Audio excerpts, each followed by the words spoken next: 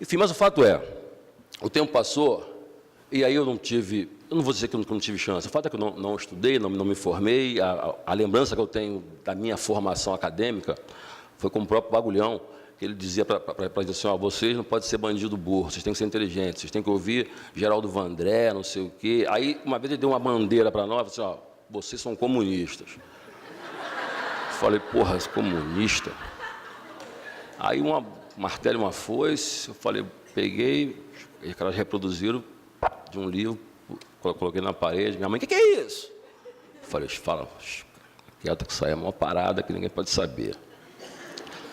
E porque o Bagulhão ele era comunista convicto, e aí ele deu para mim e para alguns um livro do Tolstói, Vocês vão ler Guerra e Paz, e ele dizia que quem não conseguisse ler esse livro, ele ia fazer arguição depois, e quem não lesse ia tomar porrada.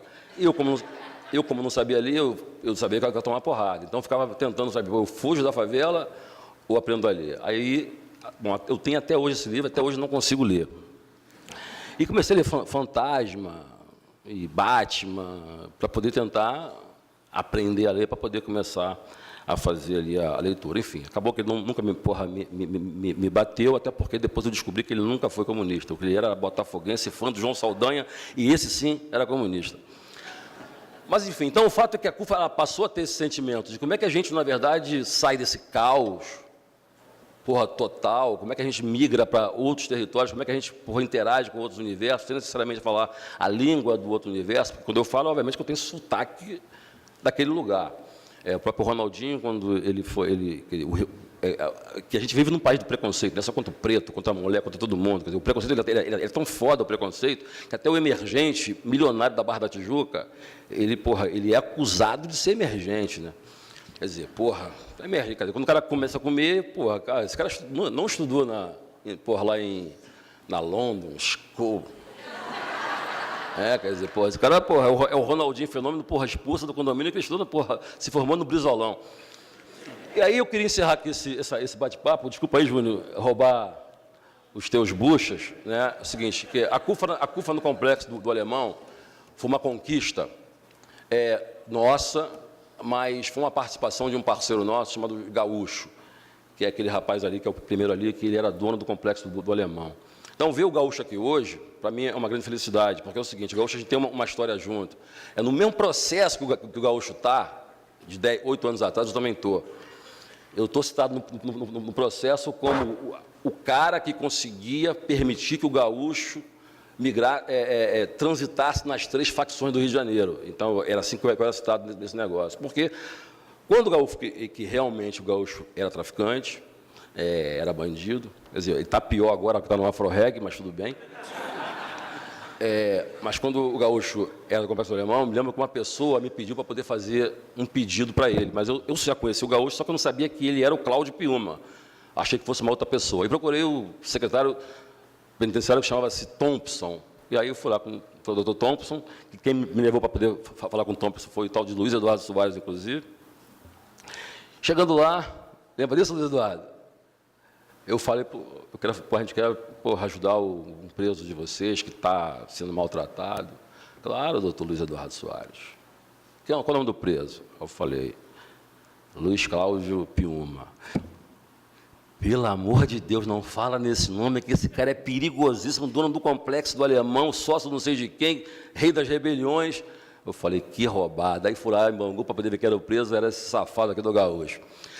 Ele saiu da cadeia e aí o Bill recebeu um prêmio da Lerge e a gente foi comemorar. Eu fui buscar o Gaúcho em casa nesse dia e aí ele foi preso novamente. Quer dizer, por que eu fui citado? E aí, doutor, aí é onde vem as questões. Quer dizer, os caras embucharam uma arma nele e eu estava junto, então era para poder ser preso junto com ele e não me prenderam porque pediram dinheiro para ele e para mim. E aí ele disse que ele não ia dar e a gente estava indo para um churrasco, na verdade. E aí acabou que ele foi preso e eu fiquei solto. E os caras com medo de eu ficar solto e dedurar o Gaúcho, então disseram que eu era cúmplice do Gaúcho. Mas nunca me prenderam, eu fui citado, pediram minha quebra de sigilo, não sei o quê, e nunca fui citado. Bom, então esse aqui é o meu parceiro Gaúcho. O Feijão, como ele já falou aqui cedo, ele é Complexo do Alemão, conheci o Feijãozinho, na verdade. Eu falei Complexo do Alemão? Yacari, ele era um bandido também, Aquari, ficava cheio de armas, ele sempre foi pequenininho assim, como ele é. Ele usava um chapéu de toureiro e era um puta de gente boa. E a gente falava meu irmão, sai dessa vida. Ele, tá, mas tu faz o que por mim? Eu dizia, não sei o que eu vou fazer por você, mas sai, pô. Então, que era uma outra questão, a gente pedia para as pessoas saírem do crime, mas a gente não dava nenhuma alternativa para elas. O que você, tá bom, você me dá o que em troca? A gente não tinha para dar. Então, ver hoje esse amigo aqui encaminhado, para mim, é bacana. Quer dizer, aí a gente apresentei ele na época para o Júnior Gaúcho também. Eu apresentei o Júnior para você em Bangu 5, não é isso? E a Nega Gisa já falou da porra dela, e esse aqui é o Fortalece. Quem viu aquele documentário, por exemplo, Falcão Menino do Tráfico, só sobrou um, que é um que queria ser palhaço, o palhaço orelhudo. E aí conseguimos para que ele fosse lá para o Beto Carreiro. Ele foi para Beto Carreiro não aguentou, até morreu o moço. Que o Fortalece dava trabalho para ele. Aí ele voltou, me entregou o palhaço de volta. E eu queria até agradecer ao nosso parceiro Adão, que é quem cuidava do Fortalece lá, lá no presídio, naquela época, no Bangu 5. Espero que não tenha abusado sexualmente do menino.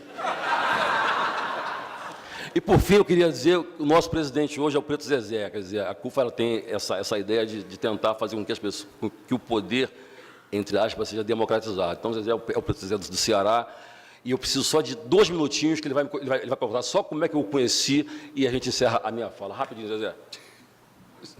Esse Celso. Não, esse bicho é maluco. O Celso me conheceu lavando o carro em Fortaleza, cheio de revolta, puto com a Alca na época, né, Celso? O Celso ficou olhando para mim, e eu xingando a Alca, que a Alca ia ser a dominação dos americanos na América Latina. E eu era o principal crítico do Celso no hip-hop, né? Achava que ele estava vendendo hip-hop, fazendo uma palhaçada. Ele sempre foi um cara muito oculto também, não aparecia, não sei nem como é que ele está aparecendo aqui hoje, não sei nem que tamanho é o cachê, porque ele só dava palestra se pagasse um cachê de 100 mil reais, como ninguém nunca pagava, então ele nunca aparecia. E, ao conhecer o Celso, eu era o maior crítico dele, e aí ele via que, na verdade, toda aquela crítica, aquela revolta, também um pouco de conteúdo, também de conhecimento, tinha que ser canalizado para dentro da CUFA. Então, é impressionante que eu era a capacidade de transformar os desafetos dos adversários em aliados, certo? Sempre teve isso. E, na CUFA, eu acho que eu vi muitas pessoas falando da ONG, eu acho que, assim, CUFA, AfroReg, eu acho que, se a gente tivesse que definir um formato, o que seria, né, o maior investimento dessas instituições, eu acredito que seja nas emoções das pessoas. Eu acho que isso não tem nem como medir numa planilha de Excel, não dá para enumerar, não tem como você medir ainda. E, quando eu falei para o Celso, qual seria a nossa função, né, como instituição, então? E se a gente tivesse um maior investimento nas emoções, mas principalmente superar a invisibilidade e não deixar ser coadjuvante, né, da nossa própria história. Então, acho que CUFA, AfroReg sistematizam um novo momento. Eu acho que daqui a alguns anos, o Feijão, o Gaúcho, o Zezé, a Giz e outros que estão espalhados pelo Brasil, serão os doutores que produzirão as pesquisas, não serão só parceiros, serão os doutores que estarão na universidade. Há um projeto que o Celso não falou, que é uma universidade paralela que nós estamos querendo fazer, para começar a criar essa metodologia, para ter os Paulos Freitas pretos, jovens da favela, para começar a elaborar uma nova leitura e uma nova história. E aí acabei fazendo esse trabalho no Ceará também, diferente do Rio. Eu estava até falando isso para o Beto agora. O Rio é uma cidade dentro da favela. No Ceará nós temos Casa Grande e Senzala. Então você tem um prédio de 20 andares, com as pessoas que detêm 70% do PIB do Estado, e tem uma favela do lado, onde os indicadores são de países, os piores indicadores de países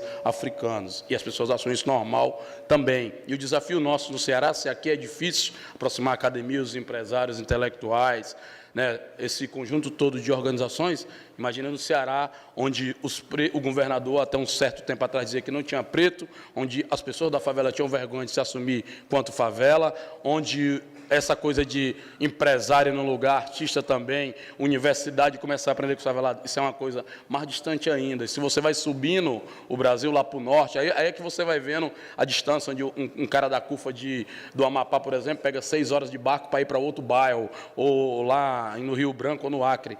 E aí eu acredito que, se tivesse traduzir a CUFA como uma palavra, seria sentimento. Acho que a CUFA é um sentimento de mudança, e se propondo a apresentar um Brasil subterrâneo e invisível, é outro Brasil, formal, branco, do asfalto, e acho que a gente começa a construir um país melhor. Mais ou menos isso.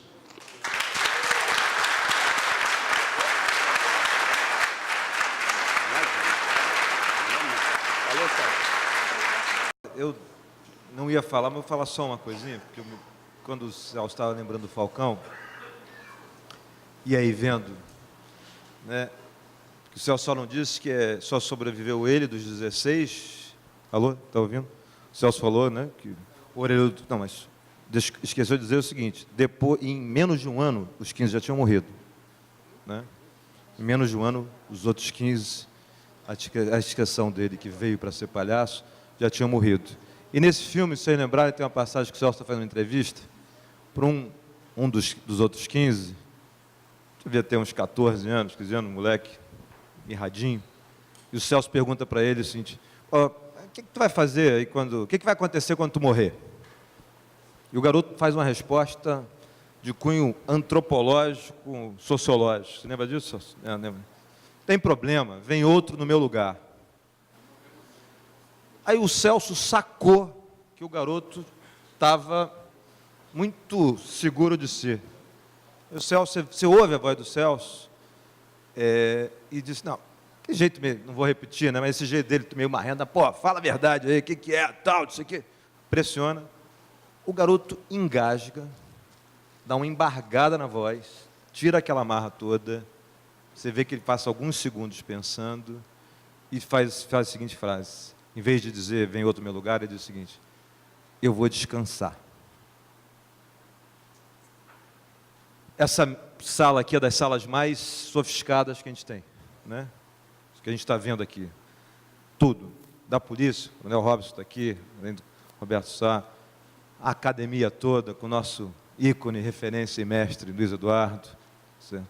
As lideranças inteiras de associações, de ONGs, Jailson, Pedro, Átila, não vou falar todo mundo, a academia toda com a London School, com a Ivana, o pessoal todo que estava no crime, que saiu, essas referências, e acho que como tanto Celso e Júnior disseram, não são só eles, né, mas essa referência que a gente tem no ONG, setor privado aqui, né, Fundação Itaú Social, Instituto Itaú Cultural, a Unesco nessa agenda toda, mas eu tenho quase certeza, eu apostaria com vocês, que todos que estão aqui, que já pensaram em algum momento da sua vida em morrer, o que aconteceria quando morresse?